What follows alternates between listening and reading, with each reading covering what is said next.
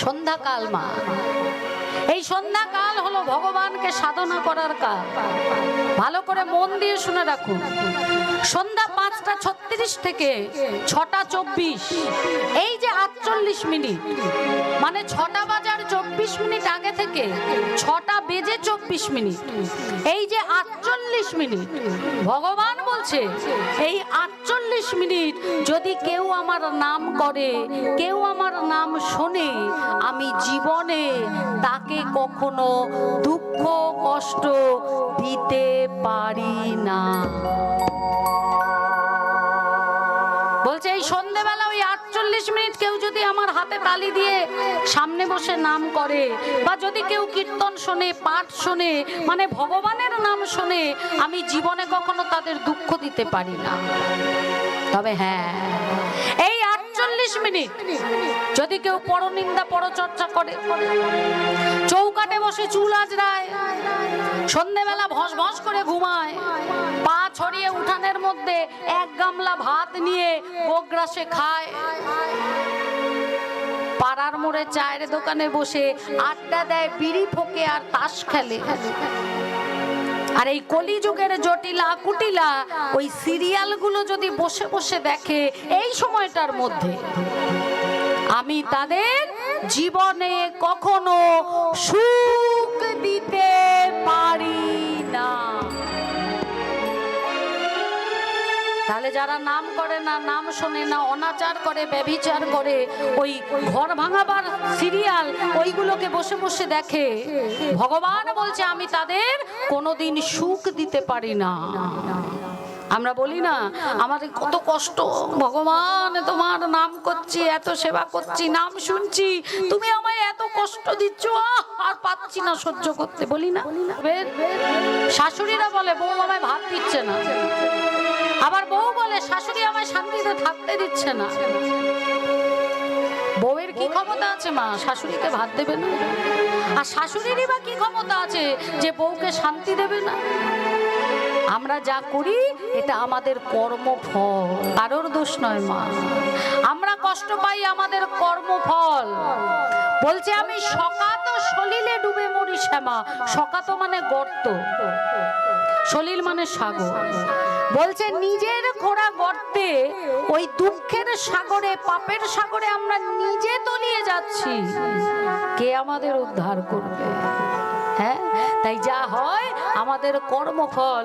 কিন্তু ভগবান বলছে এই 48 মিনিট যদি আমার নাম করে, নাম শোনে, আমি যেমন তাদের কখনো দুঃখ কষ্ট দিই না, তেমনি যারা নাম করে না, নাম শোনে না, আমি জীবনে কখনো তাদের সুখটাও দিই না। কশ্যপ মুনির মনে পড়ে গেল মা উর্বশীর অভিশাপের কথা। হ্যাঁ, উর্বশী অভিশাপ দিয়েছিলেন কাকে জানেন তো? রাবণ রাজাকে। কেন দিয়েছিলেন? উর্বশী সেজে গুজে সে যাচ্ছে ইন্দ্রের সবাই নৃত্য করতে, আর পথ আগলে দাঁড়িয়েছে রাবণ, পথ আগলে দাঁড়িয়েছে। বলছে উর্বশী কোথায় যাচ্ছ? বলছে রাবণ রাজা আমি আজকে ইন্দ্রের রাজসভায় নৃত্য করতে যাচ্ছি। বলছে না, তুমি আজকে আমার সাথে যাবে, আমার রাজসভায় নৃত্য করবে।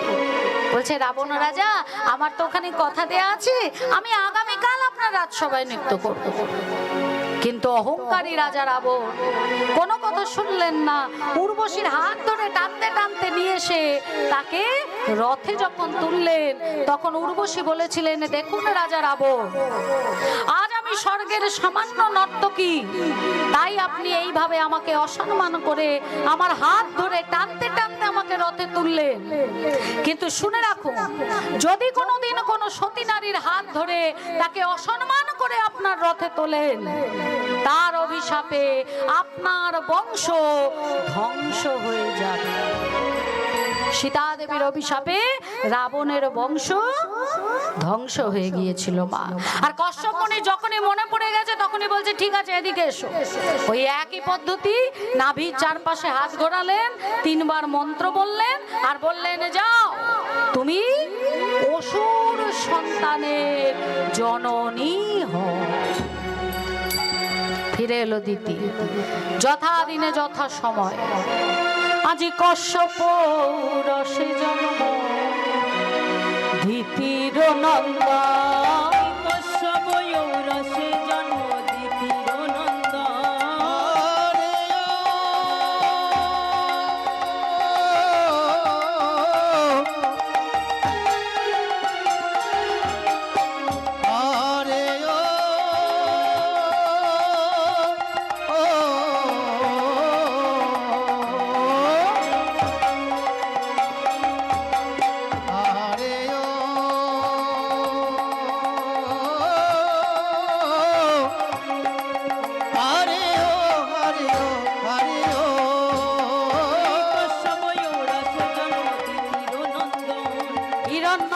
হিরণ্যকশিপু জগতে গম হিরণ্যকশিপু জগতে গম দিনে দিনে বারে শিশু শশীকলা প্রায় শিশু শশীকলা তাদের অত্যাচারে ত্রিভুবন করে হায় হায় অত্যাচারে ত্রিভুবন করে হায় হায় অত্যাচারে ত্রিভুবন করে হায় হায় তাদের অত্যাচারে ত্রিভুবন করে হায় হায়।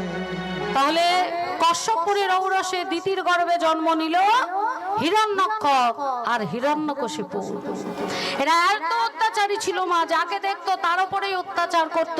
তাই দুই ভাই যদি বেরোতো সঙ্গে সঙ্গে ভয়ে সবাই দরজা জানলা বন্ধ করে দিত, আর তাই দেখে এই দুই ভাই খুব আনন্দ পেত। এরপর হিরণ্যক্ষক চলে গেলেন তপস্যায়। তপস্যায় বসলেন, তার তপস্যায় সন্তুষ্ট হয়ে ব্রহ্মা এসে তাকে একখানি গদা দিলেন, আর গদা দিয়ে বললেন স্বর্গ মর্ত পাতাল এই যে তিনটি ভুবন, এই তিন ভুবনে কেউ কখনো তোমাকে গদা যুদ্ধে হারাতে পারবে না শ্রী হরি ছাড়া।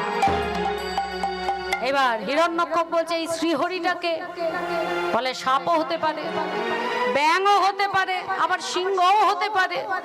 সঠিক করে বললেন না শ্রীহরিকে। হিরণ্যক্ষক অহংকারে বলছে এরা তো আমাদের খাদ্য, এদের আবার ভয় কিসে?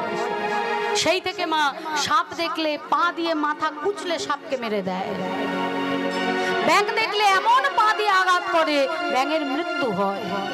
পথে যাকে দেখে তাকেই চেপে ধরে বলে এই তুই কি হরি? আর সে ভয়ে বলে না না না না না, আমি হরি নই, আমি হরি নই।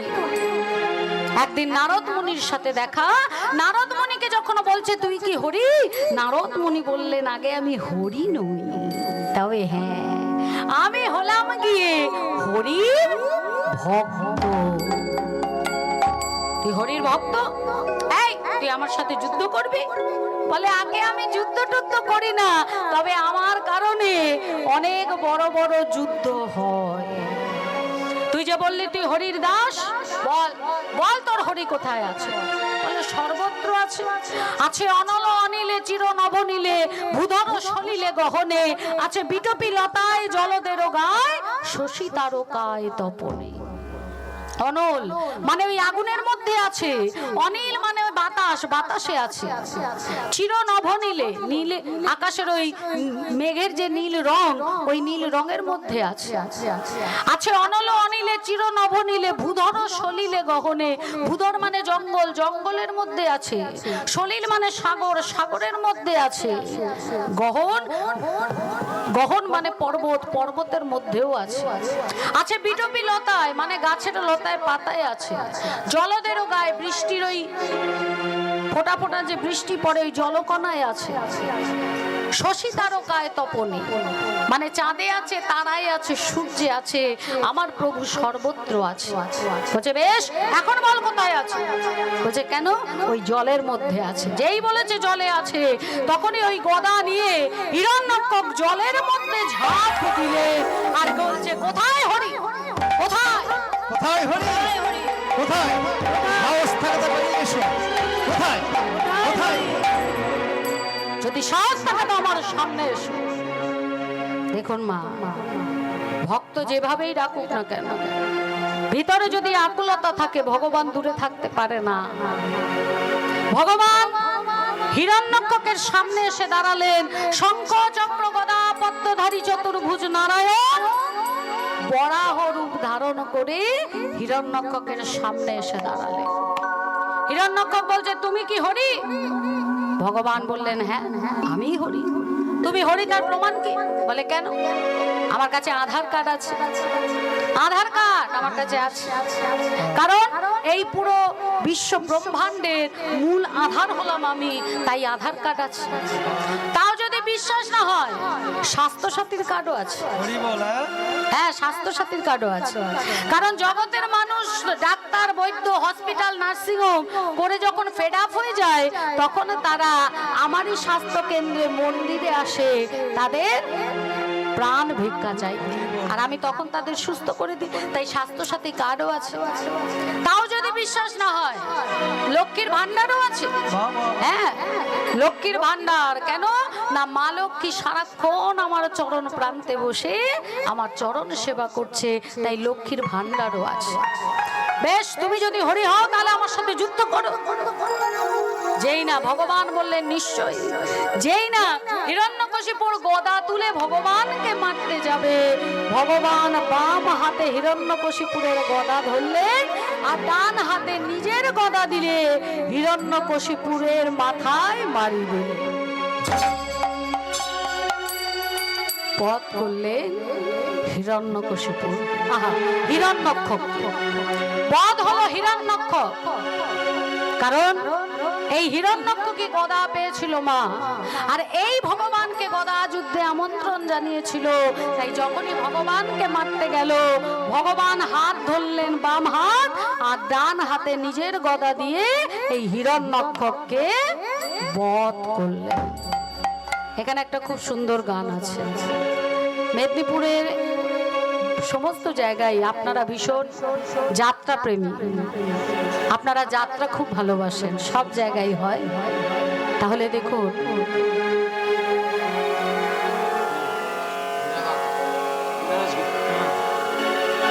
তা সেই যাত্রার মহারানী যিনি সকলের প্রিয় বীণা দাশগুপ্ত, তার একটি গান, খুব সুন্দর গান, সেই গানটা আমি পরিবেশন করছি, আপনারা আস্বাদন করুন। প্রাণ রমণ হৃদিভূষণ হৃদয় রতন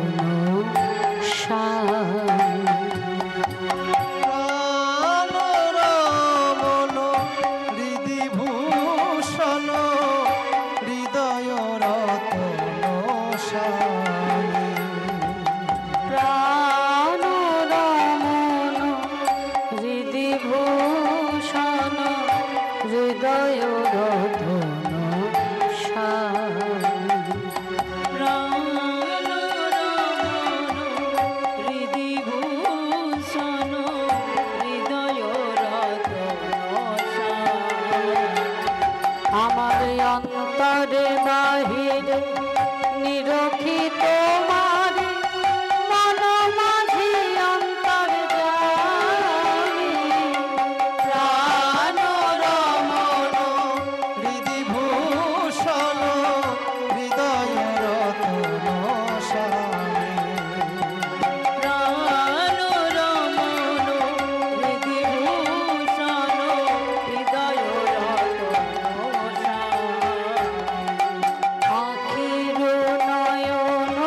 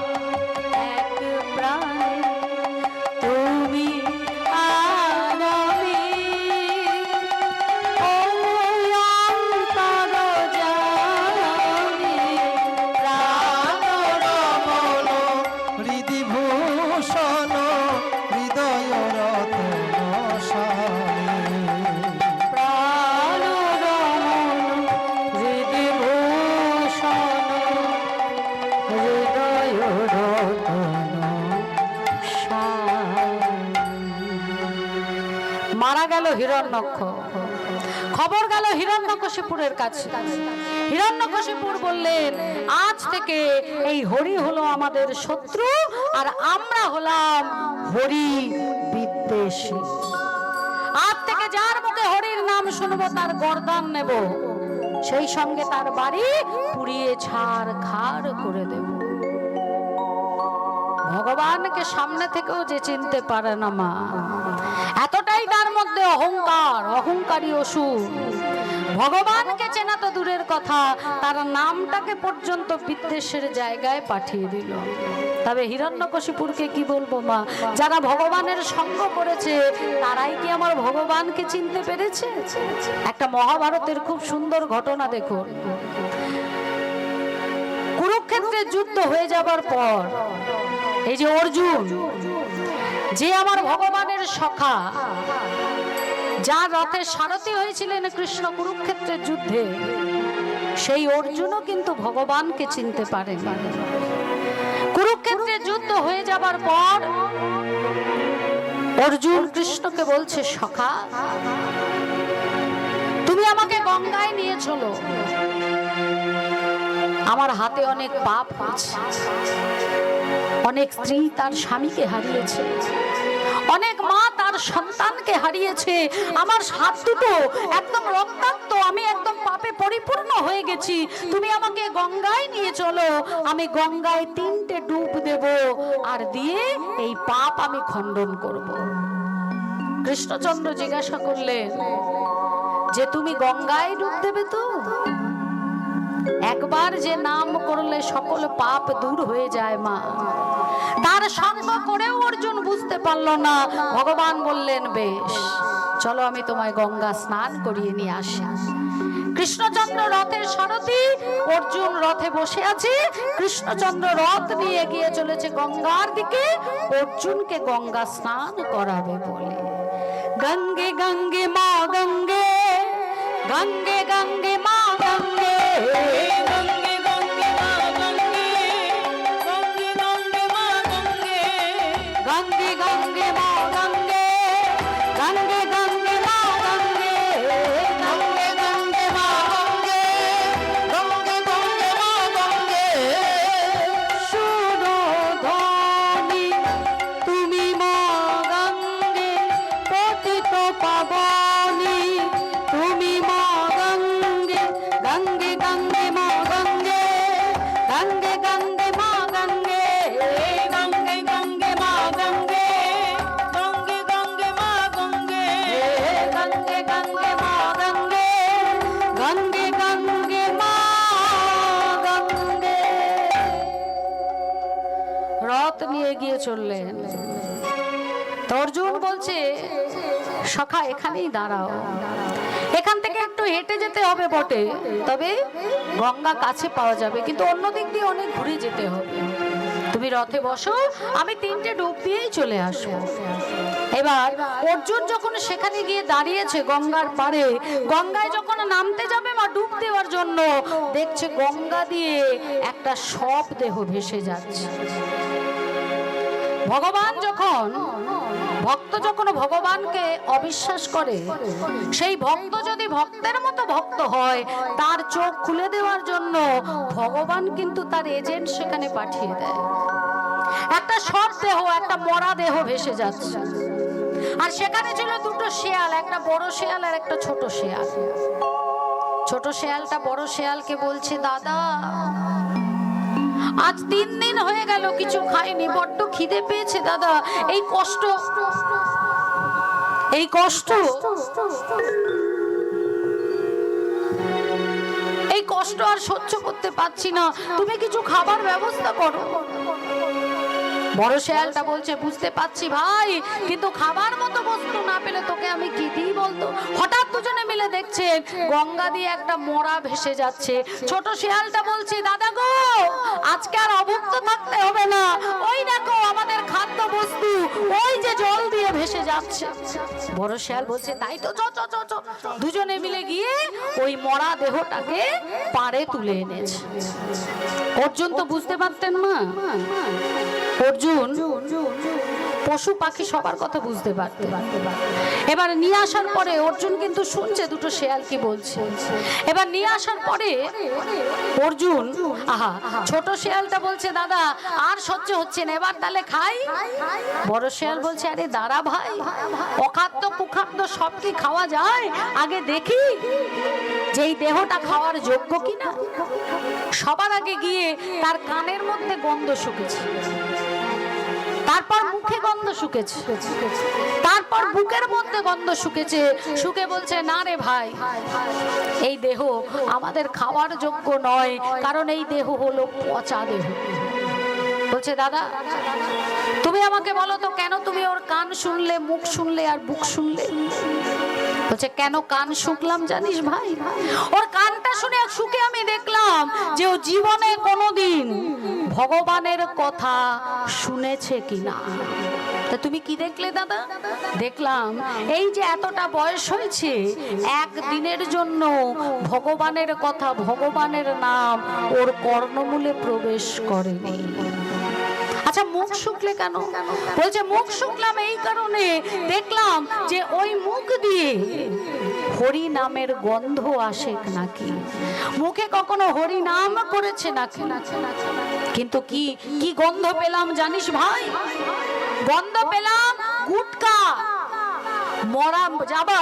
মারা যাবার কিছুক্ষণ আগেও গুটকার প্যাকেট মুখে ঢুকিয়েছে, তাই এখনো মুখ দিয়ে ভর ভর করে গুটকার গন্ধ বেরোচ্ছে, কিন্তু হরি কথার গন্ধ বেরোচ্ছে। আচ্ছা বুকটা শুকলে কেন? বলছে বুক শুকলাম এই কারণে যে কোনোদিন কোন বৈষ্ণব ভক্তের মতো ভক্তকে সে বক্ষ মাঝে জড়িয়ে ধরেছে কিনা, ভক্তের গন্ধ, বৈষ্ণবের গন্ধ তার বক্ষ মাঝে আছে কিনা, এটা দেখার জন্য। সঙ্গে সঙ্গে ছোট শেয়ালটা বলছে তা তুমি কি দেখলে?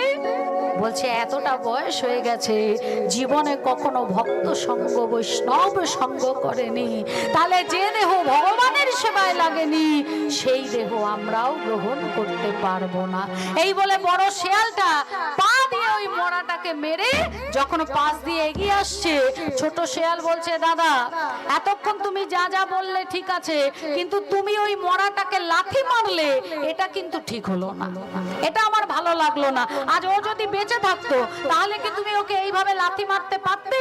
কৃষ্ণ নাম না শোনার জন্য, না করার জন্য, ভক্ত সঙ্গ না করার জন্য।